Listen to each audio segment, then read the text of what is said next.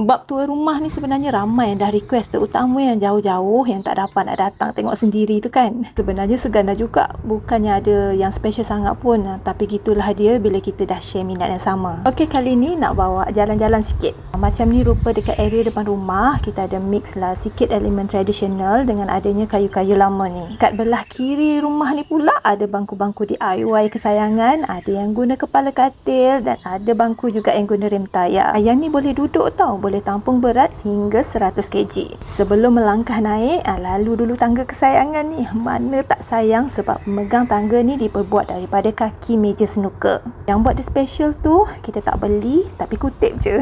Area pintu masuk ni pula asalnya dinding batu biasa je, sekarang dah letak papan supaya ruangan pintu ni nampak lebih luas. Sebelah kanan dan kiri beranda ni kiranya ruang rehat lah kita orang sekeluarga petang-petang menikmati indahnya laman depan yang seciput je.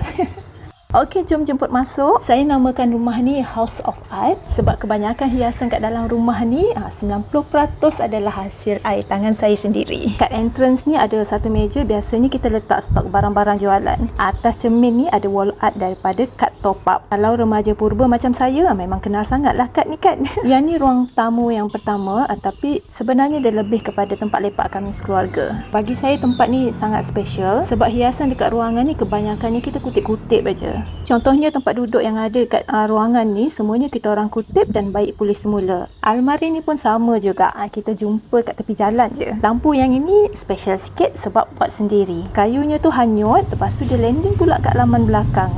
Special lah kan. Wall art ni pula saya buat guna tisu dapur. Yang ni masa mula-mula belajar buat frame dulu, sengit-sengit rupa dia.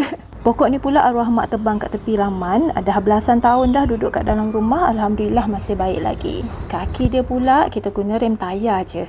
Jom kita ke ruang tamu kedua pula. Konsep ruangan ni lebih kepada gabungan klasik moden. Ruangan ni pun agak special juga. Special tu sebab semua kerusi yang ada ni kami kutip dan baik pulih semula. Dan sarung-sarung cushion ni pun saya jahit sendiri je. Area tepi pintu masuk ni ada lampu diperbuat daripada seat basikal. Kat sudut ni tempat saya pamerkan mesin-mesin lama yang ada. Saya susun dekat rak yang anak bujang saya sendiri buat. Untuk tambah mood dramatik sikit, dekat sudut ni saya letak lampu besar ni yang saya buat sendiri guna kotak. Saya suka duduk kat area ni, buka je tingkap boleh intai jiran sebelah jemur kain. Okey, dah selesai kat sini, nak bawa jalan-jalan ke arah dapur. Tapi kita singgah dekat laluan ni dulu. Semua hiasan yang ada dekat dinding ni saya buat sendiri sepenuhnya. Kat sini ada replika kebaya guna paku, skru, ada pokok duit. Semuanya hasil pertama sebelum mula berjualan.